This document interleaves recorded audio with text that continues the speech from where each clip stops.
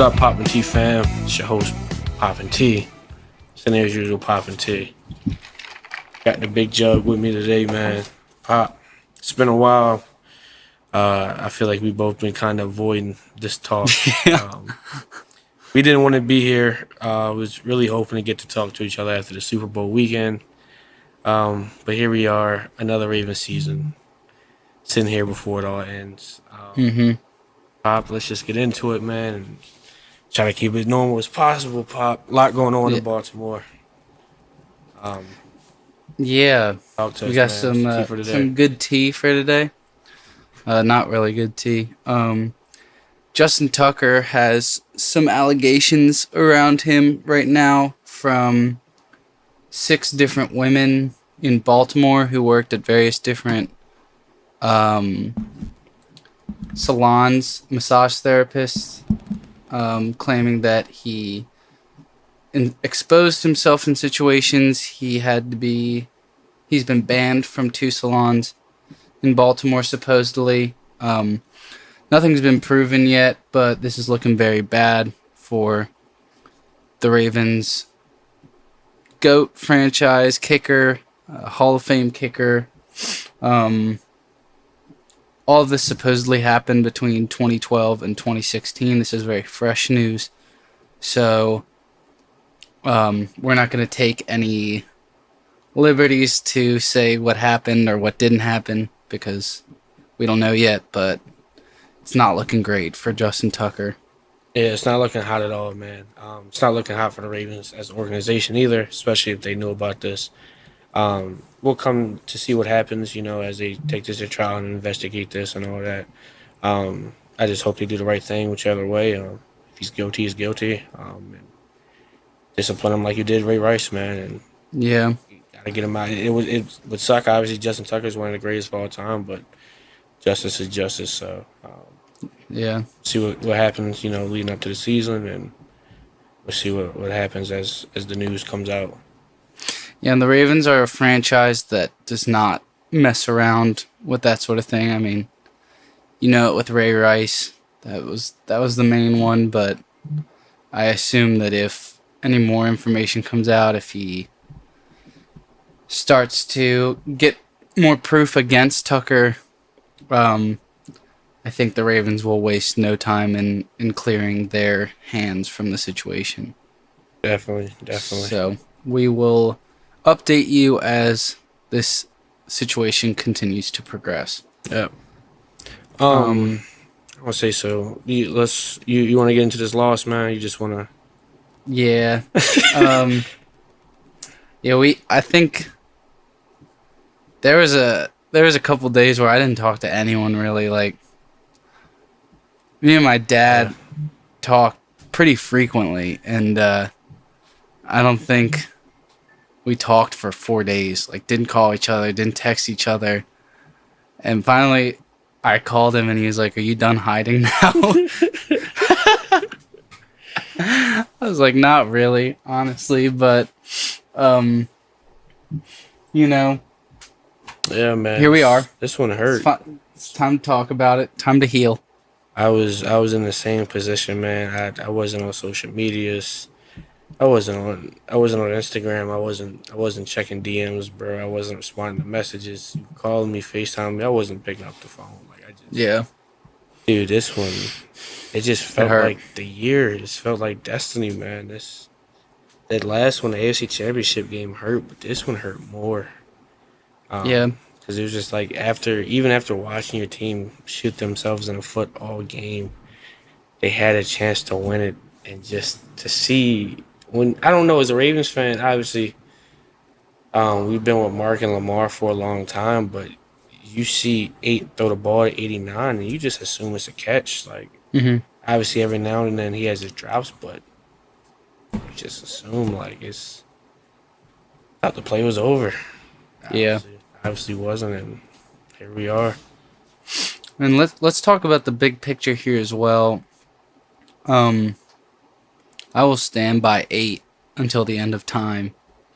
And I think that there's been a lot of different factors that have attributed to these playoff losses the last 5-6 years. Yep. But until we as an offense, and more specifically Lamar, stops turning over the ball in January, I'm going to be expecting it. Yeah. Like, it's as simple as it is. Um, he's got to stop playing his worst game of the season in the playoffs.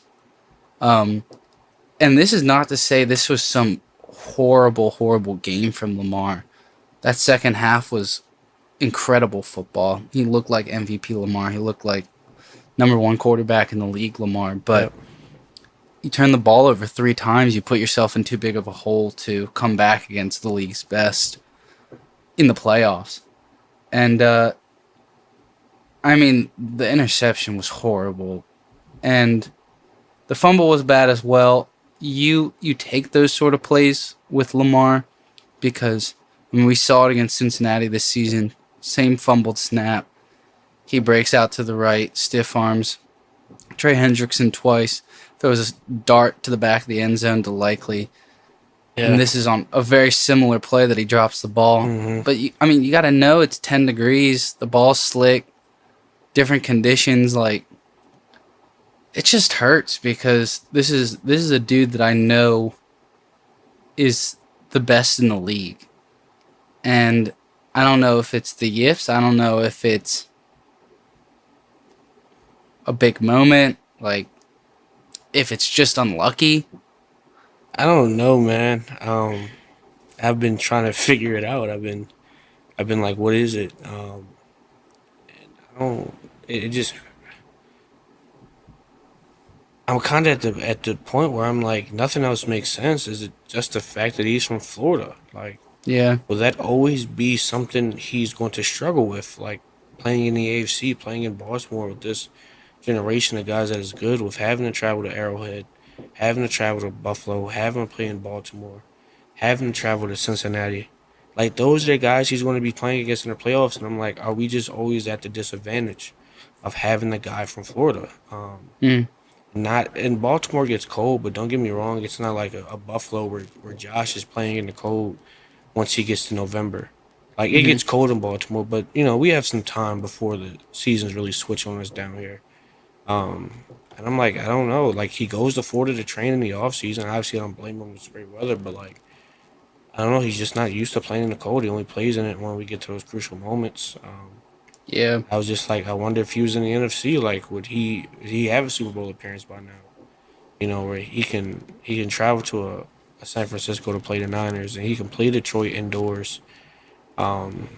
Go to Tampa Bay and play the Bucks. Like, would it be easier? Would it be better for him? I'm kind of at that point in this because I'm like, nothing else fucking makes sense, dude. Like, Yeah. I watched him bullshit against the Chargers. I watched the team in general bullshit against the Titans. I watched them bullshit against Buffalo the first time. I watched them bullshit against the Chiefs in Baltimore. I watched them bullshit again this time against the Bills in Buffalo. It's like I don't. There's one common denominator, and it's fucking well, not one, but it's January and it's cold. Like Hmm. that's where I'm at with it, bro. I don't understand why dude is so. The man threw 41 touchdowns and 4 interceptions, and then has his first multiple turnover game like all season. I feel like Yeah. all his 2 turnover games come in January. Yeah. Like it's I don't get Sucks. it, bro. And when you're playing a Pat, you're playing a Josh, you're playing these guys that aren't going to turn the ball over, bro. You turn the ball over 3 times, like I don't I don't know what you can expect. Let me play good cop for 1 second. I don't know if you want to hear it. I don't know if our listeners want to hear it. But first point is you have Lamar Jackson. You're going to be in the postseason 9 out of 10 times. 100%. Two, Lamar Jackson is a player who has gotten better in every single year of his career. Yes. Yep. He's improved every single year. You got to think that after this one, he's going to find a way to make sure that when it is cold. Thought that last year. I thought that after last year. Like I don't. You go lose the True. AFC Championship. You're like, you know what? Fuck it. We ran the ball 6 times. We went and got Derrick Henry. We're gonna go run the ball down these motherfuckers' throat. Lamar come out there, throw 41 touchdowns, 4 interceptions, 4,000 pass yards, 900 rushing yards. I'm like, he fucking got it, man. Yeah, I saw that little clip that they like to post that when we last time we played at Buffalo. He all this and all that. Oh yeah, I'm thinking bro ready to go. Nope, out there Yeah. with the jitters. I don't know, bro. I don't know. I know, man. What? But I do think that my last point was that, you know, Peyton Manning, a lot of people consider him to be the most talented quarterback to ever play the game. Um, you know, it took him 9 years to reach his first Super Bowl and to start seeing that playoff success. So it's not like it's tough now when you have like a guy like Mahomes to compare Lamar to, but I do think Lamar is gonna get one, if not multiple, and I think he has a lot of career ahead of him. So, I think he does too, man. And obviously, I'm being a little pessimistic and mhm, obviously just frustrated, man. But it's going to be hard, man. It's going to be hard. I think as fans, we kind of expect greatness from them, and expect a Super Bowl, but it's fucking hard to play three straight good games, three straight perfect games, mhm, and especially when you're playing against guys who want the same thing and are on the same level as you, and you're playing with Pat Mahomes, who's been to the AFC Championship for 7 straight years. You're playing a guy in Josh Allen, who's an MVP caliber, has been to two AFC Championships. You're playing a guy like Joe Burrow, who's been to a Super Bowl, has been to two AFC Championships, has beat Mahomes in Arrowhead. You're playing a Justin Herbert and a Jim Harbaugh. You're playing a C.J. Stroud and D'Amico Ryans. mhm, Like you're playing all of these guys, and it's hard, man. Got to stack three straight perfect games to mhm, even get a chance to play at the Super Bowl if you don't get the first round bye. mhm. And it's hard, man. But obviously they can do it. They've won on winning streaks during the regular season.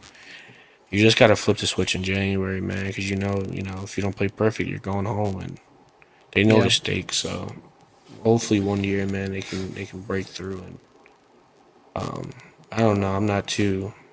Just not too impressed, man. I don't yeah, really, not to say I don't care what happens this offseason. Obviously, we'll follow it and we'll be into it. But they got to show me, man. That's how I kind of am feeling at this point. that's exactly what I'm saying. Like at this point, it's what I'm expecting is until you go and show me that you can play the same way in Yeah, the postseason that you do in the regular season. I'm expecting it, and I'm really hoping you show me otherwise. yeah, yeah. I really hope so, man. But there's always some hope, especially with Lamar, handling that last drive like he did. Hmm. No Rashad Bateman, no Zay Flowers, marched down the field with those guys, Steven Sims. Who else Colin was out there? Wallace. Tylen Wallace.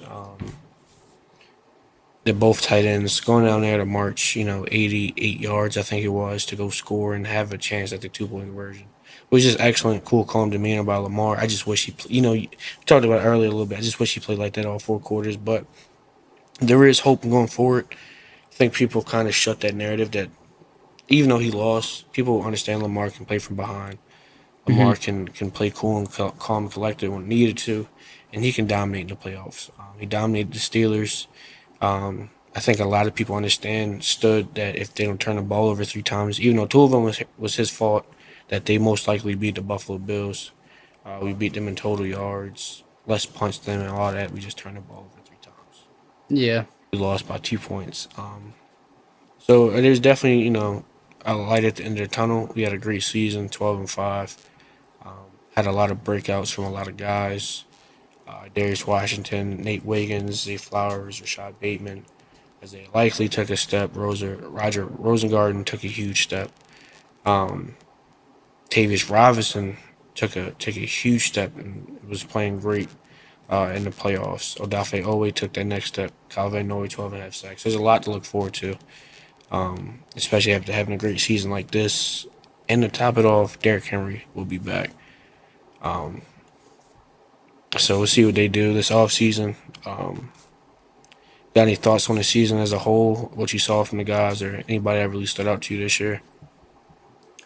Um. I think that this season, it's sad that this season will be forgotten, but um, this offense was, I mean, one of the best offenses I've ever seen. Just the way they were able to be so versatile. You talked about Henry. You talked about the wide receiver breakouts. You talked about the tight ends. This offense was really special. Um, if not for some a really bad defense at the beginning of the season that did turn it around, and if not for that, I mean, maybe we're looking at a first round bye and we're not playing in Buffalo in 10-degree weather. Maybe, I don't know, maybe we're controlling our own fate. We're playing easier teams. Um, and it just sucks that we we lost those games early. But I do have hope that uh, this team can be better than this past season. We'll get into free agency a little bit at the end of this episode. We're not going to do a full breakdown of our free agency, but I think there's a lot to be hopeful for next season, and I think that Ravens will be in a very similar position at the end of next year. But yeah, I mean, Derrick Henry, man, thank you for what you did in Baltimore. And there is news that, I mean, Derrick's under contract this next season, but DaCosta said that they are working to extend that contract even further to have Derrick play maybe his last seasons in the NFL as a Raven, which, you know, maybe he loses a step in these next couple seasons, but one thing you can't take away from Derrick Henry is his size and his vision. Yeah. And with the holes that Lamar opens up, the way we were run blocking this last season, I expect that Derrick can have very similar seasons going forward through the rest of his career. Yeah, definitely, man. I'm expecting Derrick Henry to at least have another 1,500 yard season next year. Mhm.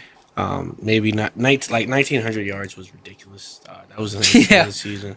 I don't know if we'll necessarily see that again, but I am still expecting him to be a top five rusher in the NFL, playing Yeah. next to Lamar Jackson. Because we know he takes care of his body. He's pissed off, and he loves playing with Lamar. So I know he'll be back next season with a vengeance for sure. I'm very excited to know that we have our wide receiver 1 and 2, the future going forward. Seeing Rashad Bateman coming to the scene like that, seeing Zay Flowers get to 1,000 yards and being rewarded with the Pro Bowl was very exciting, man. Obviously, we missed him in the game against Buffalo, but he had an exciting season. Rashad Bateman truly showed that he can be our deep ball threat. Now we're just looking for somebody to fill in that third role and be complimentary to those guys. Maybe a big body possession receiver to go, along with a Yeah. smaller Zay and a deep ball threat of Bateman. And then we still got the tight ends. We'll see what they do with Mark Andrews restructure wise. If they do anything, we could save $11 million in cap space if we cut him before June 1st. I don't think the Ravens will do that, but that is a possibility. Especially with having Isaiah likely budding onto the scene. Um, it was an exciting year, man. Lamar truly had a historic season. Over 4,600 passing yards, 45 touchdowns, 5 interceptions, post and regular season combined. Rushed for over 1,000 yards.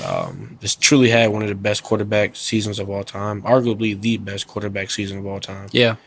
Fourth highest passing rating when you throw in that plus the yards, passing yards, rushing yards, touchdown interception ratio.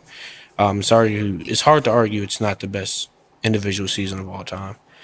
Um, they'll likely win his third MVP next week. And like you said, man, as long as you have Lamar Jackson, you'll have a shot at the postseason. Um, so I'm excited to see what they reload and come back with. Yeah. All right. Two comments I wanted to make before we move on to the off season a little bit. One, you were talking about a third target in that wide receiver room. If the Ravens decide to go weapon in the first round, I don't know if you had the opportunity to watch the Senior Bowl yesterday. I didn't. Jack Besh out of TCU Back Big bench. physical wide receiver. Okay. Uh, Okay. Just absolutely dominant day. Made himself so much money at the Senior Bowl. He was talking about in a interview, he likes to call 50-50 balls, 75-25 balls. Um, There we go. that's a dude I want on the team. Yeah. It's a very wishful thinking this far ahead of time, but wanted to make a comment about him. And we were talking about some of the offensive breakouts we had this season, some key contributors. But I did want to talk about Nate Wiggins real quick. There was a lot of flashes. He played exceptionally well for a rookie this season. I'm really excited about what he could be for this team. I really think he could be a superstar player on this team and league wide. And it really Yeah. gets me excited for the defense going forward. This is a extremely physically talented player with great technique for a really young player. Hundred So I just percent. wanted to shout him out. If you can have two superstars in your secondary, like superstars, Yeah. um, Yeah. it's gonna be hard to throw the ball against us. And mind you, our Darius really stepped onto the scene. Like PFF wise, I think our Darius was a top 10 graded safety. So Hmm. that to have not even a duo but a trio Hmm. of Kyle, And Marlowe was our an Darius, All-Pro. yeah, Wiggins, like for that to be your future, Hmm. that's very promising. Very, Yeah, I can't wait to see that. Like you said, All Pro Marlowe, man. Excited. But yeah, Nate was great this year. Has made the Ravens comfortable with looking to move on from B. Steve this offseason, which I think transitions us into the free yeah, agents. So this year, a couple notable guys.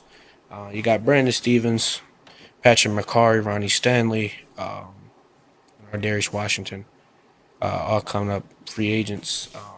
Ravens are strapped for cash. Feels like as always. We'll see what they do. I'm expecting a lot of restructures, moving money around, because it seems like they truly like this group that they had. It seemed like a group of brothers, a group of guys that truly enjoyed playing with each other. And it seems like the organization feels the same way. So we'll see any possible extensions. Maybe Lamar Jackson, Marlon, Roquan Andrews, Matabike, OA extension. Like everybody's up for the contract to be restructured. I feel like this year, yeah, just because of how much they like this group.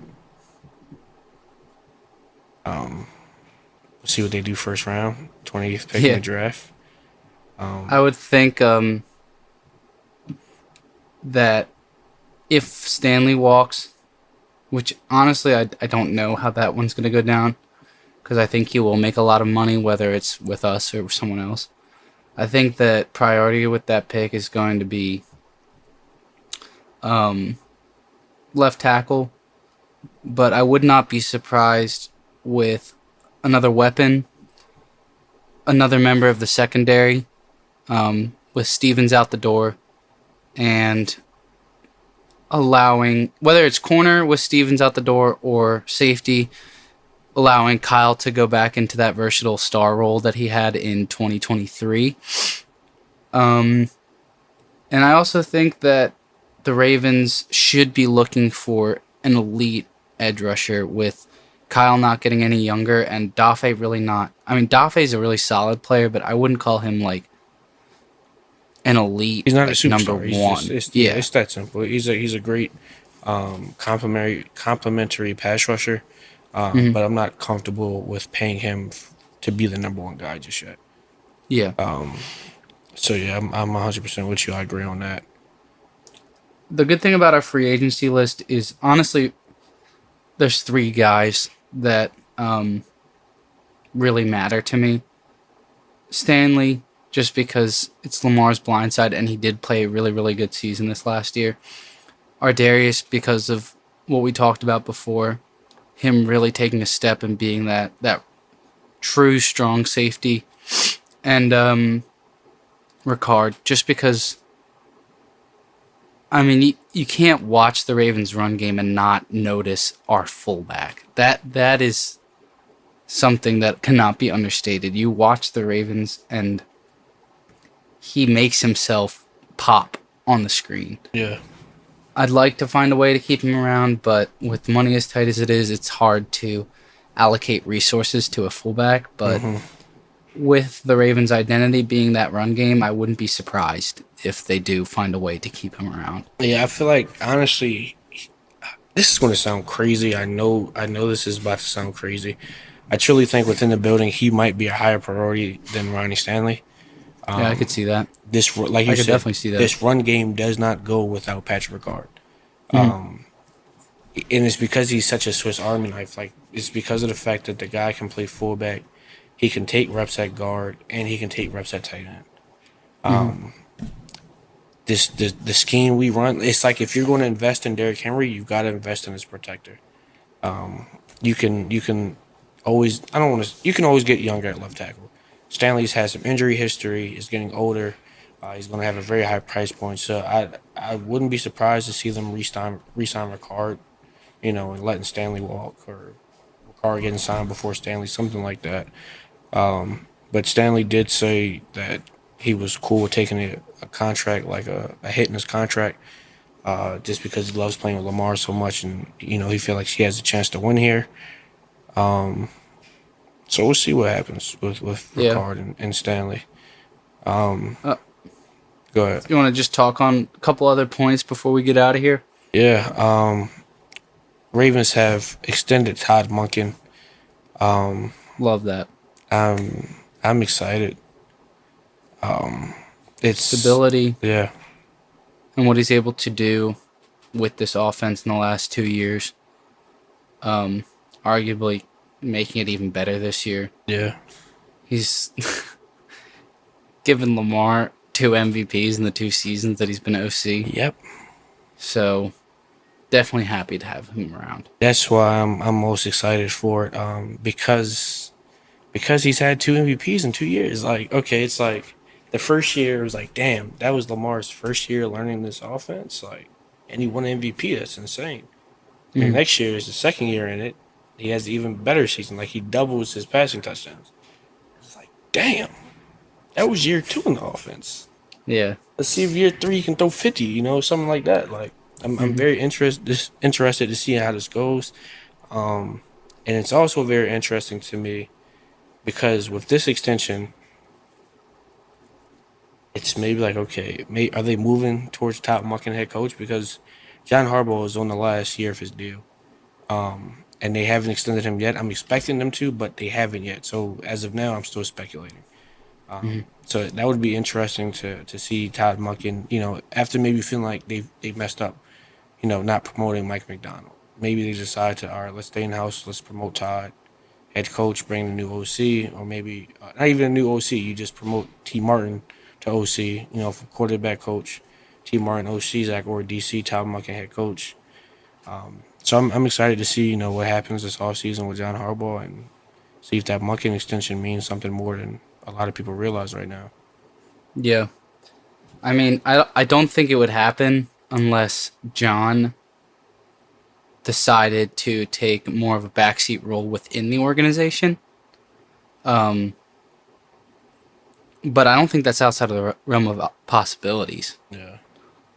Um, Like it's not like he has 3 years left on his deal and have to be like, yeah, I'm deciding to sit back. Like if the yeah, Ravens just decide to not extend him, then this is his last season coaching the Ravens. So yeah, I'm excited. I'm really excited to see what happens. I think they'll keep him around, obviously, because his relationship with Lamar. But like John Harbaugh is in his 60s, right? Like obviously, guys like Pete Carroll and other older coaches, Andy Reid is still coaching. But I don't know. Maybe we get over the hump next year and we actually win the ring, and he decides, maybe let's move on. I'm excited.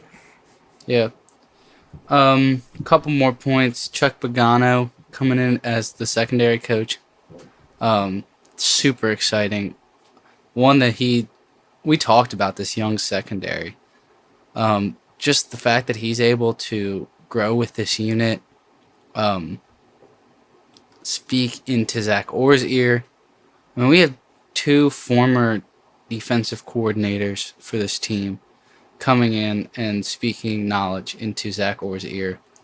So I'm really excited about this defense taking another step from how they finished the year. Definitely. Excited to see what he does with that group. It's just like when you can get knowledge in the building, get it in the building. Yep. I love it. I bring him on for any role. Who cares? Just to have a guy like Chuck Pagano in the building is huge. And then we'll see what they decide to do with Marcus Williams back there as well. Expecting him to get released this offseason. Um, yeah, bye bye for sure. We'll see what they do. B. You Steve know, and Marcus can pack their bags. I'll pack them for them. placement. I've heard rumors of Tyrann Matthew. Um, I've heard rumors of Jeremy Chin. yeah Jeremy Chin. I've heard rumors of Trayvon Morningway from the Raiders. Mm. We've heard rumors of Tyreek Hill.